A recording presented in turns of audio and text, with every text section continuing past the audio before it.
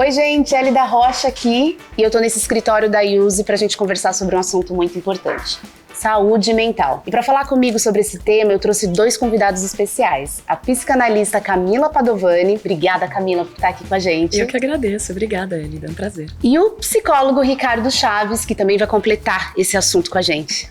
Eu agradeço muito essa oportunidade aqui com a Camila, a Elida, com certeza para tratar de um tema tão relevante nos dias atuais. E ativar o modo pausa. E eu vou ativar respirando. Né? Vamos todos. Bem profundo, né? Respirar profundo, né? Começar assim. E já que eu tô no escritório, eu vou falar daquele tema que virou muito tradição, né, da gente falar sobre o burnout, né? O que é burnout? E aí a gente vê esse esgotamento na profissão. E o Brasil é o 2º país com os maiores casos de burnout ali no mundo. Então eu queria que vocês me contassem, né, como de fato identificar esses sintomas, né? O que de fato é o burnout, pra gente entender mais sobre isso e como identificar esses sintomas. Vou começar com você, Ricardo.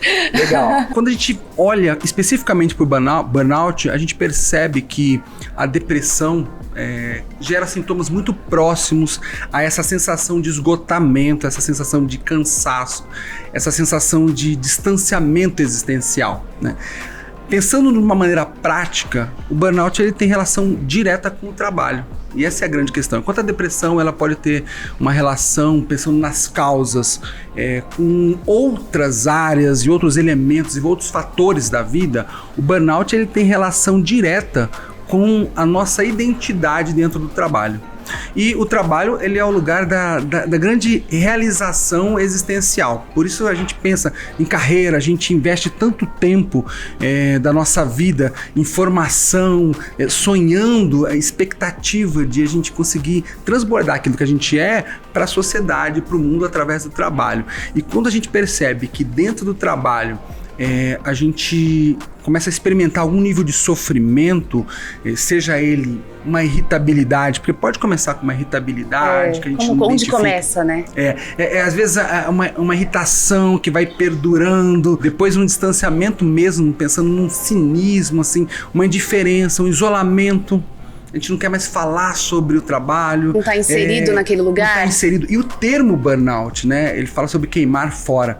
Quando a gente pesquisa isso nas redes sociais, a gente vai perceber que tem relação com aqueles carros que você acelera muito rápido e ele começa a queimar pneus, mas não sai do lugar. É como se a nossa energia estivesse sendo queimada, mas a gente não sente uma evolução na vida. A gente vai se desconectando dos propósitos, né? Que a gente tem, pensando existencialmente, pensando nas escolhas que a gente faz para a busca de felicidade, de prazer na vida, dos nossos desejos e planos e sonhos. Então, esses pequenos sinais, né, vão mostrando para a gente, de alguma maneira, que algo não está muito de acordo com quem nós somos. Você falou, né, desses pequenos sinais, né, não está de acordo com quem nós somos. E aí foi o que você disse, né, tá tudo muito corrido, a gente busca informação o tempo inteiro, no ambiente de trabalho a gente quer estar inserido, a gente quer uma carreira cada vez melhor. Como prestar atenção, né? Que é aquele negócio da atenção plena em si e no outro. Porque a gente tem os dois, né? A gente tem o nosso e a gente tem o nosso colega ali do lado também, que às vezes precisa de ajuda. Como que é isso, Camila? Isso a gente pode ampliar para um contexto, né, mais abrangente só do que o trabalho.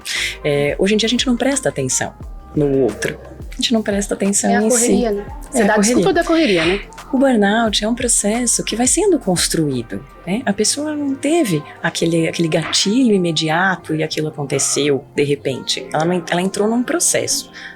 Esse profissional ele foi se envolvendo cada vez mais no trabalho, ele foi usando essa energia cada vez mais para aquilo e perdendo o gosto por outros bem-estares da vida. Eu acho que isso é importante, né, de olhar, né? Quando você fala, olhar para o colega do lado, né?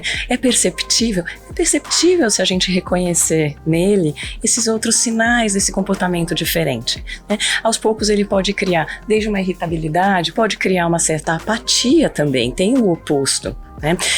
Comportamentos mais depressivos ou até mais estourados, né? Quando tem uma demanda diferenciada. Mas o mais importante é perceber o quanto ele está se reconhecendo nisso também ou não. E é muito difícil disso acontecer. Às vezes é mais fácil identificar no outro do que em si mesmo. A Camila trouxe uma coisa que me lembrou, né, de uma coisa que eu acho que é fundamental. A gente escuta muito hoje você precisa ter inteligência emocional, então controle as suas emoções. Eu afirmo o contrário. As emoções não são para serem controladas, as emoções são para serem ouvidas. E a gente não está treinado a ouvir as nossas emoções. Às vezes a gente não sabe nem nomear o que a gente está sentindo. A gente confunde tristeza com raiva, com angústia, a gente não consegue nomear muitas vezes o que a gente sente. E esse treino da gente conseguir ouvir, peraí, eu estou sentindo isso, o que isso tem a ver com as minhas escolhas? Até porque quando a gente pensa assim em sucessos, a Elida falou sobre esse projeto de carreira, sucesso, a gente é bombardeado diariamente por esses ideais de ter uma vida de sucesso. Não tem espaço para o não, para a falha e para a falta. Exato. Para angústia, para tristeza, parece que a todo momento a gente tem que estar medicando a vida, porque a gente tem que estar feliz, essa ditadura da felicidade intensa a todo momento. Isso não existe no mundo real, no ser humano, né? E quando a gente pensa assim, que sucesso é apenas aquilo que eu produzo e a recompensa que eu tenho por aquilo que eu produzi, eu tô deixando de lado talvez um quesito importantíssimo, que na minha opinião tem muito a ver com promoção de saúde mental, que é o que eu me torno enquanto eu estou produzindo isso. Exato. Quem eu estou me tornando? É muito interessante, né, pensar que esse profissional, essa pessoa em sofrimento, ela vai entrando numa engrenagem de angústia, de medo, de falta de reconhecimento do outro, que é isso que ela vai buscando. Então, e sair dessa engrenagem no contexto social que a gente tem hoje, principalmente no contexto profissional, né, com essa demanda de você estar sempre pronto, disponível, à disposição do outro, respondendo à demanda do outro, né? Como é difícil você responder à demanda do outro o tempo todo. E você falou sobre emoções e eu uso muito esse termo de acolher as emoções, né? E sendo qualquer uma delas, né? Às vezes se permitir estar triste, por que não, né? Se permitir, é o filme que a gente assiste, né? Com todas as nossas emoções e tudo aquilo equilibrado, né? Não parece que é isso? Que tem que estar tudo num pratinho? Hoje a gente vive muito dessa imposição. Utópica. Exato. Completamente utópica.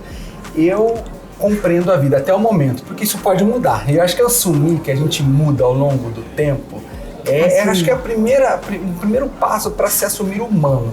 A Camila, quando a gente estava conversando ali no início, ela falou assim, poxa, estava me preparando aqui para o nosso bate-papo e eu escrevi algumas coisas.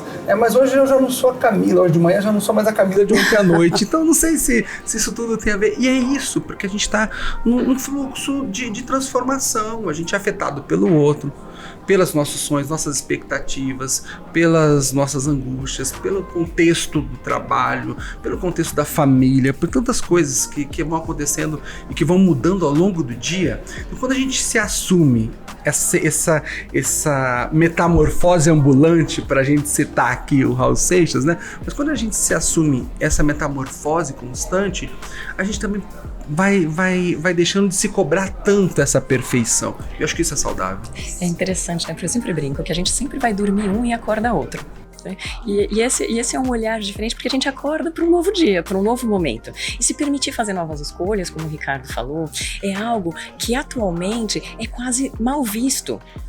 Se você faz uma escolha, parece que você tem que seguir naquele processo eternamente. E no ambiente profissional, isso tem uma demanda muito grande. Se você deu a sua palavra, se você se comprometeu com aquilo, se você pretende mudar de rumo, é algo assustador para os outros. E é para o outro, não é para si. Só que acaba gerando uma cobrança. E essa cobrança vai sendo internalizada aos poucos. E é aí onde vai gerando cada vez mais dor, mais sofrimento. Normalmente, o paciente, quando chega na clínica pra gente com essa demanda de uma síndrome de burnout, ele vem em profunda angústia, profundo sofrimento. E isso é perceptível de perceber como ele não consegue sair dessa engrenagem que é colocada no dia a dia, né? De demanda, de expectativa, de estar sempre atendendo ao outro e não conseguindo reconhecer as próprias emoções, as próprias vontades. Eu acho que aí é hora que a gente fala, né? Quem somos nós e o que a gente realmente quer. Todos os dias a gente tem uma opção de fazer uma nova escolha. E tá tudo bem. Eu queria também explicar sobre o modo pausa, que é o nosso podcast aqui hoje. O que é esse modo pausa, né? E quando que ele tem que ser olhado com cuidado também? Olha, a gente vê que pensar em pausa é pensar intencionalmente em um cuidado perpétuo na nossa vida. E isso não pode acontecer simplesmente quando a gente chega no momento em que precisa de uma intervenção, por exemplo, de um profissional. Eu acredito que pensar no modo pausa é pensar em um cotidiano saudável, pensar em uma dinâmica de vida que apoie a minha saúde mental, pensar em fazer escolhas que estejam alinhadas até com as expectativas que eu tenho com relação à vida. E mais, pensar, será que as expectativas que eu tenho sobre a minha vida são realmente minhas, são próprias? Ou eu estou internalizando, simplesmente pegando a expectativa dos meus pais, expectativa dos meus pares, esposa, marido, da sociedade, da cultura e me exigindo algo que muitas vezes é desumano, né? Então eu acho que pensando no modo pausa, a gente caminha por um processo de prevenção, um processo de saúde, de promoção de uma saúde integral, não só pensando em saúde mental, mas da saúde do corpo, que afeta completamente também a nossa vida. Mas a Camila acho que falou de uma coisa interessante, que é um outro passo do modo, né? Um passo importante, né? Que a gente diferenciar o modo pausa do modo corte. Isso. Porque a tendência é a gente sempre chegar no modo corte. Quando você já instaurou, né, uma síndrome, seja uma burnout, um pânico, uma ansiedade generalizada, e aí você é obrigado a parar, né? Algo te para em você, né? Milhares de sintomas que você tem, físicos, emocionais, psíquicos, te param. Né? O modo pausa, eu acho que como o Ricardo muito bem colocou, é um modo paliativo, né? É um modo paliativo de você ter um tempo para si, para se olhar. Né? É o que a gente colocar aquilo na minha rotina. Você sabe que eu sempre me lembro que tinha um quadrinho do Garfield antigamente que dizia viva o ócio, né? Eu acho que é muito importante a gente tirar um tempo para si, para se avaliar. Esse período ocioso, que é algo que não faz parte do nosso cotidiano, porque o parar hoje significa que você está em falta com algo, ou com o outro, ou com algo que você tinha a fazer, ou consigo mesmo que fica cheio de obrigações e cobranças internas, né? Então eu acho que essa possibilidade de você não precisar chegar no modo corte e instaurar essas pequenas pausas, que pausas não necessariamente precisam ser pausas, estou aqui quieto, parado, mudo, né? Mas buscar outras possibilidades de curtir a vida, né? De viver o bem-estar, o prazer, como o Ricardo bem falou, seja num lazer, seja num esporte. Esse modo pausa é um modo de olhar para si, né? De se interiorizar, de se cuidar em diversos aspectos. De autocuidado. Ela falou outra palavra que eu gosto muito, desse cuidar, né? Desse cuidado. E é interessante porque quando a Camila estava dizendo aqui sobre esse modo corte, a gente tem uma dificuldade, e eu falo por mim, de entender qual é o meu limite, né? Até que ponto é saudável essa rotina e essa busca que eu estou fazendo na minha vida, das minhas escolhas, e até que ponto eu ultrapasso esse limite e aí eu me coloco em risco. Não falo não. Isso que eu ia comentar também, que você ultrapassa o seu próprio limite também quando você não coloca o limite ao outro. Que é quando essa avalanche que a gente recebe de demanda, de cobranças ou mesmo de informação. Porque aí entra um pouco do que a gente estava falando das redes sociais, como que essas redes sociais chegam até nós. E essas redes sociais que eu estava comentando com vocês, existe o ativo, né, de eu estar lá postando minha vida, e existe de eu estar lá olhando muito a vida do outro. Essa parte é interessantíssima, porque assim, pensa você, né, no sofá da sua sala, quietinho, você acorda e fala assim, eu tô muito bem hoje, acordei feliz, e tô lá quietinho e falo assim, vou dar uma espiadinha no Instagram. Você gira ali, o primeiro que você passa, você vê assim, uma família feliz. O segundo que você... Quantos milhares você passa numa girada de mão, né? Isso. Já começa por aí, né? O primeiro que você passa, uma família feliz. O segundo que você passa, pode ser, de repente, alguém brincando com um animal de estimação. O terceiro que você passa é alguém num trabalho muito legal. E o quarto é uma viagem. De repente, você se olha e fala assim, nossa, mas a minha vida, neste momento, nada disso cabe. Não tá acontecendo. Você nem se percebe, nem se questiona se não te cabe aquilo porque você quer ou não. Mas simplesmente porque você se espelha no outro, no querer do outro. E aquilo, de repente, você fecha a rede social e fala assim, nossa, eu tô me sentindo angustiado, alguma coisa aconteceu, eu não tô me sentindo muito bem. Você fala, mas eu tava bem até agora.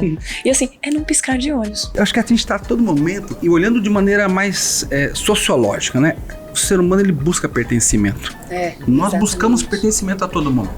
Eu lembro da minha época, para denunciar minha idade aqui, mas a gente tinha o Orkut, né? E tinha as comunidades. E você pertencer a uma comunidade no Orkut dizia muito sobre quem você é. Aí você ia nos eventos, né? Minha DD, que chamavam, onde você ia lá com a sua tribo. A gente pensa nas tribos urbanas, a gente pensa que a todo momento os homogêneos se atraem. Porque a gente quer pertencer a algo. A nossa identidade, para ser construída na dinâmica psicológica, ela necessariamente passa por olhar para o outro, por identificar no outro aquilo que eu também quero ser, o que eu já sou. E aí, quando você falou sobre o não, né, de saber falar não, como isso é um desafio, porque parece que o não na nossa cultura, ele é muito pessoal. Você vai falar, vamos lá, muito mal visto, né? vamos lá em casa, vou fazer um churrasco. Você, para falar não, você tem que já construir um dossiê do porquê não, né? Do porquê não. E entender que o não muitas vezes... o nosso filho não pode falar porque não, né? Porque não pode, tem que dar um porque não é resposta, né? O não não é suficiente. E aí pensando no ser suficiente... Pra quem, né? Pra quem? A gente também não é suficiente. Né? E tudo bem, porque eu vou me completando num outro, aqui com a Camila, com a Hélida, a gente vai compartilhando saberes, conhecimento. Eu saio daqui melhor, com a minha consciência expandida. Por quê? Porque eu também me encontro no outro. Aquilo que falta em mim, falta com um propósito da gente conviver. Você me fez lembrar de duas questões aqui. Lembra que quando tinha aquele termo FOMO? Fear of Missing Out, né? Não podia estar fora, não podia perder as oportunidades. Aí a gente tá vendo um movimento do contrário, que eu brinco que eu incluo-me fora dessa, né? Eu acho que isso é interessantíssimo, Hélida, porque é uma báscula natural, né? Da sociedade, de modo geral. A gente sempre bate no 8 e no 80. Até chegar no meio do caminho, né? Então, primeiro é aquela avalanche, assim, eu quero estar por dentro de tudo, receber tudo, todas as informações, fazer parte de todos os grupos, estar inserido em todos os contextos, como se isso fosse possível. E não é humanamente impossível, né? A hora que a gente se dá conta disso, se dá conta normalmente já sintomatizando, né, esse estresse de toda essa avalanche, e aí fala assim, não, então eu vou me retrair totalmente, e vai para outro lado do pêndulo, né? Até chegar no meio, demora, né? Penso que a pandemia, inclusive, proporcionou esse movimento, né? O movimento de muita internet e agora um pouco de saída desse mundo virtual e de um pouco para a volta para a convivência, né? Para o social, para a interlocução, para as interrelações. Por causa disso, trouxe mais fragilidade? Na minha compreensão da vida, eu sempre me puni bastante por eu não ser uma pessoa equilibrada. Então assim, mas no sentido de equilíbrio que as pessoas que os outros esperam de mim. E eu entendi, isso foi libertador para mim, quando eu descobri que a vida ela acontece na tensão. Então pensa lá no gráfico, né, cardíaco. Você tem um pico e na parte superior, um pico na parte inferior e depois uma pausa, um espaço de tempo. Depois um outro pico. E se aquilo ficar equilibrado no meio, isso significa que não tem mais vida, você morreu. Né? Então você tá ali, acabou, morreu. Eu não quero isso. Eu quero transitar entre os meus altos e baixos, entre essa montanha russa que é a minha vida, porque isso faz sentido para mim. Tem pessoas que não faz sentido, ela não gosta tanto de viver desafios, ela não gosta tanto de se expor, e tudo bem, ela vai ter que encontrar o seu lugar, mas que esteja de fato alinhado com quem ela é.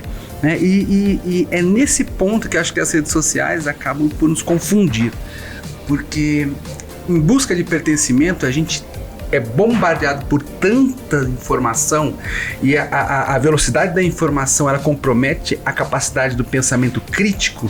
Então quanto mais informação eu tô ali captando, não dá nem espaço, né? Eu não dou espaço nem para refletir se aquilo cabe na minha vida ou se não cabe. E eu acho que o desafio é até pausar, né? E mais devagar, inclusive quando a gente tá ali inserido no ambiente virtual. Eu ia te perguntar isso, de tudo que você tá falando, a gente tá pegando as informações, em que momento também é bom estar só, né? Porque às vezes parece isso, a gente tá falando muito em se inserir no grupo, estar com as pessoas, se completar com o outro, mas neste momento pausa, é o momento também de estar bem comigo mesmo e sozinho? Isso faz diferença? Faz toda a diferença, é importantíssimo, né?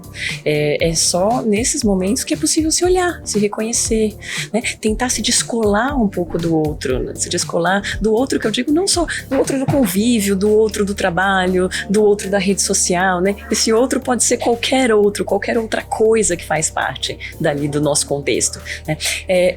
Dar espaço para sentir, para se reconhecer, para pensar, né? Hoje a gente não tem espaço para sentir. Não só a dor, que normalmente mascarada por muita medicalização e tudo mais, mas o espaço para sentir qualquer coisa. Estou aqui parado, estou pensando, estou refletindo, estou criando, estou tendo ideias, estou me encontrando. É importante, é fundamental. Eu vou dizer uma coisa, Hélida. A gente também tem uma tendência, eu falo a gente pensando em generalizar, mas muitas pessoas têm uma tendência de sermos aquele herói, salvadores, né? A gente quer resolver a vida das pessoas, a gente quer se mostrar sempre competente em tudo, e a gente vai assumindo uma demanda na vida que às vezes não é nossa, e nesse processo, quando a gente se percebe, se permite, melhor dizendo, se afastar um pouquinho e olhar para esse momento de solidão, ou sou eu comigo mesmo. Eu gosto daquela música do Milton Nascimento, Caçador de Mim. Eu me caçando agora, entrando nessa mata escura e tentando desbravar o que tem aqui dentro, que às vezes nem eu tenho coragem de encarar. E aí você me falando isso me faz pensar, Ricardo, nessa questão da coragem, né? Porque o estar sozinho, o que você encontra dentro de si? Ou não encontra, né? Então é muito importante pensar nisso. Esse excesso de informação, de atitude, de atividades, de interrelações e tudo mais, é um tamponamento. É um tamponamento do estar só, é um tamponamento do sentir, é um tamponamento do vazio. E se deparar com esse vazio, né? Se deparar com as faltas. Estamos mais frágeis? Sim, estamos mais frágeis. Estamos desaprendidos de lidar com essas circunstâncias. As novas gerações, cada vez mais. Traz esse exemplo para uma vida adulta, a gente tem outros mecanismos, né, psicológicos. Aí a gente ultrapassa o nosso limite emocional, coloca a culpa no outro e depois pega uma pílula para dormir melhor, né? Vamos um remedinho aqui o Brasil é um país de altíssima automedicação. E porque a gente não está questionando as nossas escolhas. A gente leva muito pra nossa vida, sabe? Algo que acontece ali, que às vezes é num trabalho, né? Já que a gente tá falando bastante dessa parte de trabalho. E aí a gente carrega isso e leva isso pra nossa casa e carrega. E podia resolver, né? Quando frágeis, qualquer coisa alcança com mais força. Exato. Parece que tem mais peso. Gente, olha, eu poderia ficar aqui falando com vocês muito mais. Mas também. Não é verdade? Fala, eu nem sei mais quanto tempo a gente falou, mas olha, foi muito gostoso. E eu queria, assim, de todas as dicas que vocês já deram, que vocês pudessem, né, nesse nosso jeito leve, que vocês foram ótimos, né, trouxeram tanta informação de um jeito tão mais simples e descomplicado. Qual que é a principal mensagem pra gente dar pra esse modo pausa? Vou começar com você, Ricardo. Na minha opinião, se eu puder deixar uma fagulha de reflexão, de provocação, vem com a palavra presença. O que você estiver fazendo, esteja presente, né? Você vai almoçar, então deixa de lado as demandas, desliga as notificações do celular e tal, esteja presente no seu almoço, desfrute daquele momento. Você está com os amigos, esteja presente com eles, desfrute do momento. Está com a família, está no trabalho, também esteja presente, fazendo o que você está fazendo. Acho que essa sensação de trazer esse equilíbrio, ele passa por isso, por estarmos presentes naquilo que nos dispomos a fazer naquele momento. E você, Camila? Eu pego o gancho do Ricardo, da presença, e falo sobre a consciência, que eu acho que é importante, do conhecimento de si, e que é muito, muito importante que as pessoas não precisam sofrer, não precisa chegar nesse ponto final, né, nessa extensão de sofrimento psíquico, emocional, para mudar o caminho, para buscar ajuda. Acho que isso é muito importante, que refaçam o caminho, que tenham essa coragem de buscar por si. Coragem, se conhecer, prestar atenção, respeitar e estar presente. Essas foram algumas das lições que a gente teve aqui da Camila, do Ricardo. Obrigada demais pela presença. Espero encontrá-los outras vezes, a gente conversar muito mais sobre esses e outros assuntos. Muito obrigada, Elida. Obrigada, Ricardo. Foi uma ótima oportunidade. Eu agradeço, foi maravilhoso. Tenho certeza que a gente ficaria muito tempo ainda falando aqui, mas com certeza acho que saio daqui também muito maior daquilo como a gente começou. Você, olha, prestou atenção nesses detalhes? Peça ajuda, viu que precisa? Vá a um profissional, converse, fale com alguém, tá bom? Até o nosso próximo encontro. Até mais!